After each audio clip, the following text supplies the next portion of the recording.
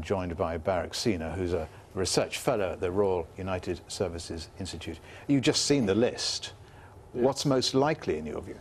What's most likely is that the United States will lead the efforts for no-fly zone. Currently, they are ambiguously positioning themselves to saying that they're simply there in order to place pressure on Gaddafi and to strip away his supporters, his inner crowd of supporters, as well as offer humanitarian and relief support.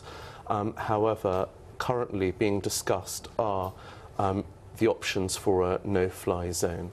What is a no-fly zone?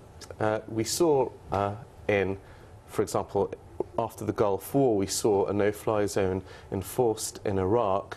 A no-fly zone can gain its legitimacy by UN Articles 39 to 41 from the UN Charter that is simply criticising repression of a people. And OK, so you go to the UN agree a no-fly zone. If the UN agrees in no-fly zone, what does that mean in the air? How far does it extend? The UN doesn't have to explicitly agree to a UN fly zone, but legitimacy can be found, just like President Bush Sr. found legitimacy in Articles 39 to 41 of the UN Charter. However, if there was to be an explicit agreement by the UN, what you would have to do is you would have to have 10 votes in the Security Council for a no-fly zone, and no one of the 5 permanent members would be casting an anti-vote.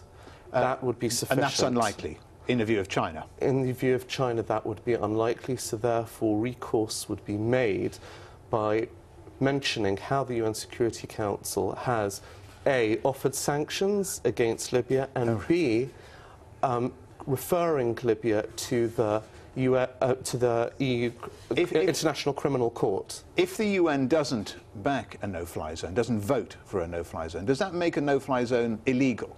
It doesn't make it illegal, but it makes it still possible, but without explicit authorization. It still makes it possible. And what is a no-fly zone?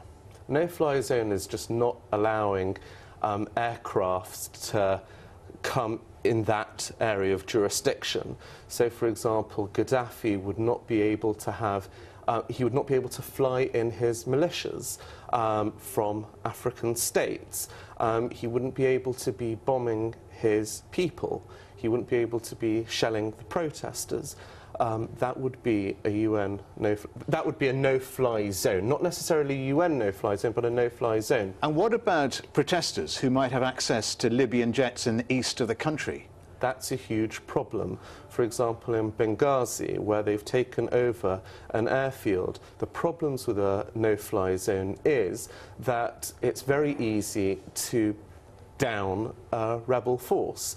So there are many, many flaws in having a no-fly zone, and that's just one of a number of many.